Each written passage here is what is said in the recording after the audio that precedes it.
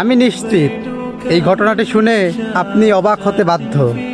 আমার রাসূল সাল্লাল্লাহু আলাইহি সাল্লাম বলেছেন, তোমরা দাজ্জাল হতে বাঁচো, এবং সেই দোয়া আমাদের শিখিয়ে দিয়েছেন, আল্লাহুম্মা ইন্নী আউযু বিকা মিন আযাবিল কবর, আল্লাহুম্মা ইন্নী আউযু বিকা মিন আযাবিল জাহান্নাম, আউযু বিকা মিন ফিতনাতিল মাহিয়া আল মামাত, আউযু বিকা মিন ফিতনাতিল মাসিহিদ দাজ্জাল।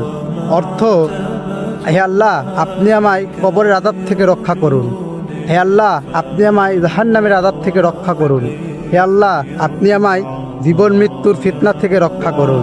হে আল্লাহ, আপনি আমায় দাজ্জাল ফিতনা থেকে রক্ষা করুন। কিন্তু আমরা কি করতেছি?